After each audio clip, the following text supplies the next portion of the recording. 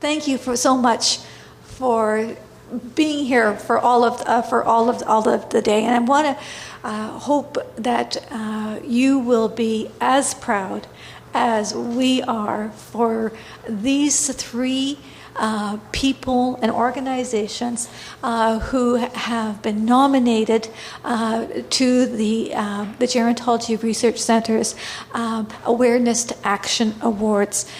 We first developed this award to really recognize at a fundamental level the wonderful work that was happening within the community. The people who have been working on these issues for a long period of time, often with very few resources, often with people questioning the legitimacy of the work, really feeling torn, feeling overwhelmed. Each year we get quite a few different people who are and organizations that are nominated. We focus in terms of individuals and organizations, and then within the media.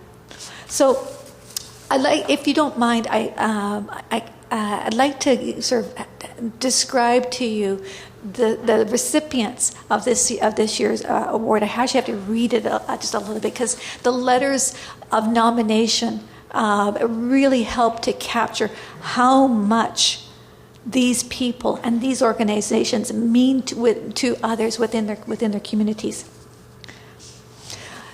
So the very first person, and this is in no particular order, is Leah Ikuchi.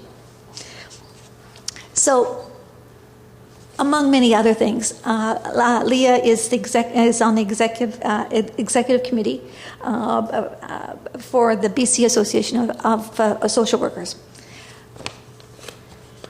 So,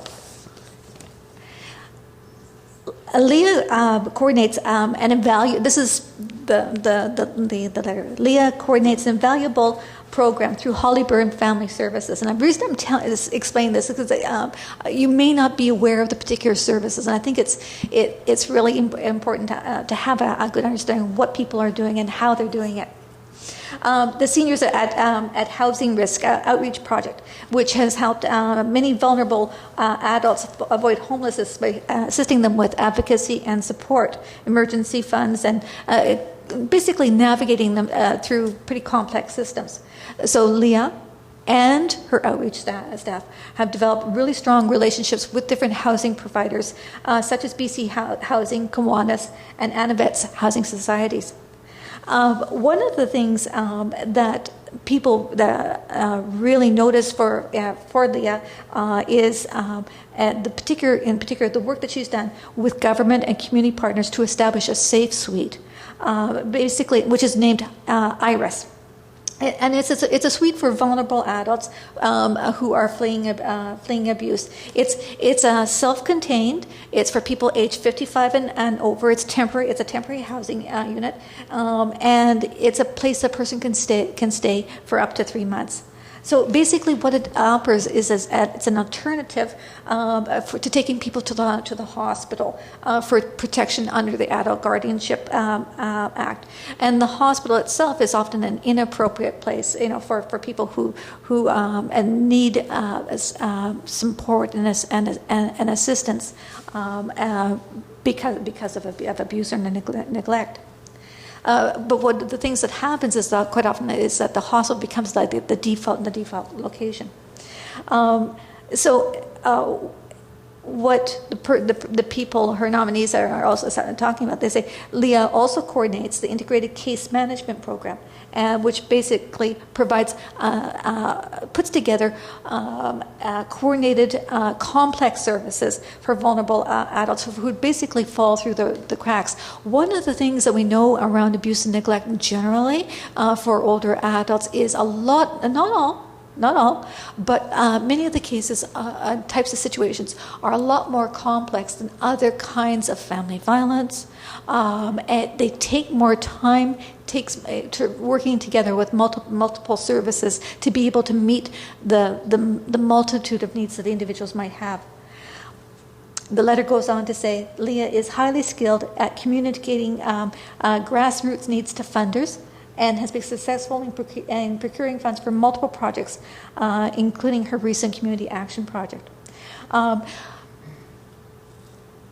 The other thing that in terms of the letters of nominations is Vancouver Coastal Health Clinicians rely heavily on Holly Burn Family Services as one of their key community partners in a coordinated community response to abuse and neglect and self-neglect of adults.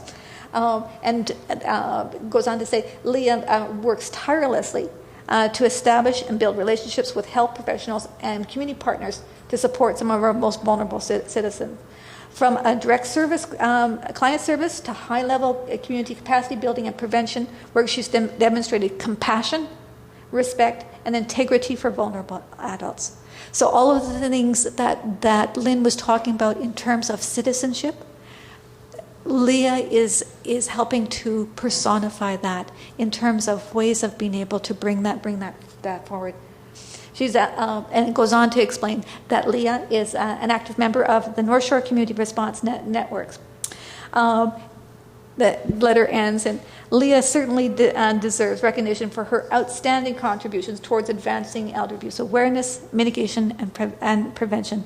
I definitely agree with that synopsis, and I hope that you will join me with a little bit of applause for Leah in recognition for her efforts in this area.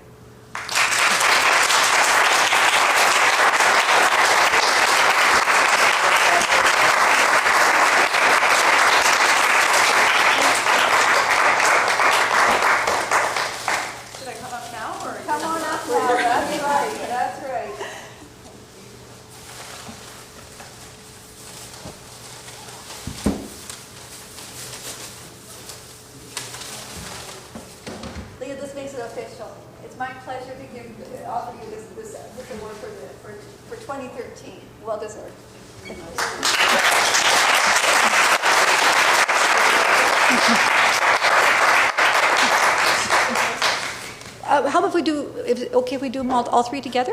Sure, that's good. That's a good idea. Okay. Now we can clear off the clutter off the table. Our nominees come from different kinds of perspectives. So this year was two of the candidates for whom we're offering the awards actually come from police services, or a joint effort in terms of complete police services. The second nomination that for which we're giving an award this year is the New Westminster Elder Abuse Unit, which is part of the domestic violence response team. And again, the passion described within the letter certainly really carries through really well here. Basically, to help explain, the New Westminster Elder Abuse Unit is a partnership between the New Westminster Police Services, the Victim Services Unit, and the Family Services of Greater Vancouver. This is a program that was launched in 2008, so it hasn't been around that long, but it's still, it's got 5 years of history. It has a part-time abuse counselor, community counselor, who works with the police department and specifically works with the detectives who are acting on reports of abuse and neglect of older adults, or situations that seem as if they're involving abuse and neglect. So what the counselor does is the counselor provides confidential support and information on crisis intervention and referral and advocacy on an outreach basis. So basically going to where the person is for older adults who are experiencing abuse and neglect, and to the non-offending family members. The letters of nomination goes on to sort of explain. One of the most effective pieces of the program is to increase the victim safety through creative relationship building between the victim, the community service providers, and the police agency. And it's the time and effort that the counselor is able to build with the person who has been victimized, giving them time to realize what's going on, And this goes to what Lynn was talking about earlier, that sometimes people are living in abusive relationships and may not necessarily see that as a kind of a framework for understanding it. Better understand the dynamics of abuse. And if and when the person is ready to have police involvement, that there's less hesitation and they're better able to move forward with support from the counselor.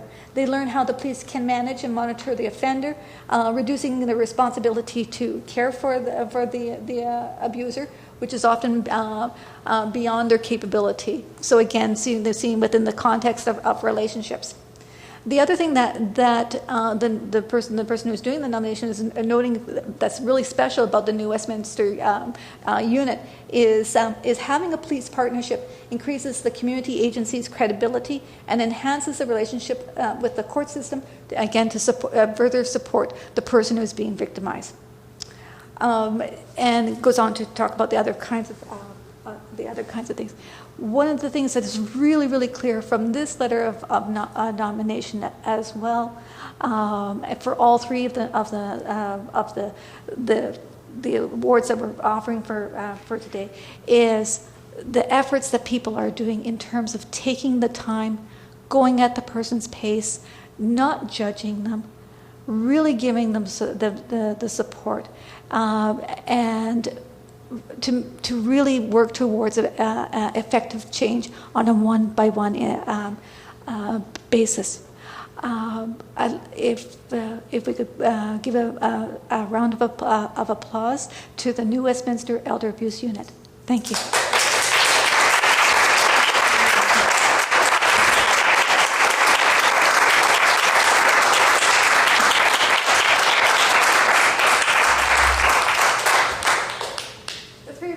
Share the award. Would you like to introduce yourselves? Yes. I'm Mina. I'm the community counselor working in the unit. And I'm Sherry, and I'm the detective with the Westminster Police, working in conjunction with family services. And I'm Andrea Wright, the other family services. I was the elder abuse up until a few months ago, so that's why I'm here today.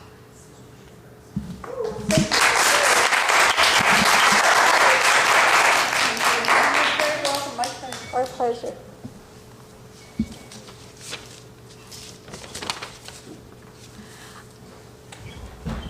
Our third winning candidate for this year's award is also from police services, but in this case it's actually from Delta. It is with pleasure we recommend Detective Constable Steve Wilson, officer assigned to the Economic and Technical Crimes Division of the Delta Police Department, for this award. Steve has been involved with the Delta Seniors Planning Team in presenting the Protect Yourself workshops on power of attorney, joint accounts, and frauds and scams, facilitated by the BC Centre for Elder Advocacy in the community of Ladner. One of the things that the people identify as some of the very special characteristics of Steve is just how incredibly approachable he is. It goes on to talk about his, please don't blush, Steve, but his gentle and compassionate demeanor is greatly appreciated by the workshop attendees and the committee members of the Delta Senior Planning Team. He's provided the seniors with information on the seriousness of the victimization and used a great understanding of the embarrassment, the sense of loss, and the anger that the senior often feels in realizing what's happened. Constable Wilson also, with discretion, shared some general scenarios that he encounters in the course of his work, helping seniors and their family members to know that if they're experiencing something similar, that they're not alone, and that there is help available. The letter goes on to explain that Detective Constable Wilson stayed long after the workshops ended and met with the seniors, and in some cases with the family members, to give them support and information available that is available to them through his office. And he also asked the attendees to please call him if they felt that if there was something that they didn't feel right about in terms of their financial investment being offered by either a new acquaintance, an unknown acquaintance, could be somebody else that they know. But the other thing that was really important here is he actually gave them a number, his number. So they gave a face and a number, and letting them know that you can call me. If you've got an issue, if you've got something that you're not sure about, if you would like something to sort of follow up, you can call me, and that I can sort of check on a particular business or question probably within a few minutes, as opposed to something that might take the individual quite a few hours to try to do on their own. So. And what they really emphasizes that how much it was important to focusing on preventing loss and suffering, both financial and emotional, because so much of what the issues are that have some sort of a financial component to it. It's more the emotional part that causes the harm to the individual before it causes too much damage. The letter goes on to explain this proactive approach gives a certain level of comfort to our community seniors and their family. Let's see. And then it goes on to explain that he's going to continue to do this into the future. The Delta Seniors Planning Team is very impressed with Detective Constable Steve Wilson. Are you blushing? Approach to this type of crime and how it affects seniors in our community. We highly recommend them for the Simon Fraser University Gerontology 2013 Elder Abuse Awareness to Action Award. Maybe put our hands together and applaud for Steve Wilson.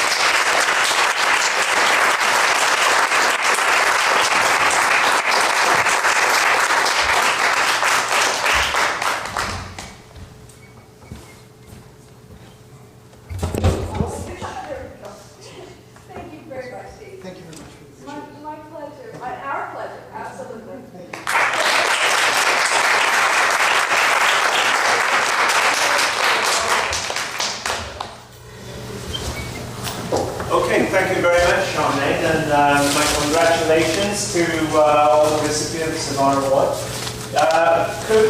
Could we invite you to share in the reception the rest of the evening? Was this being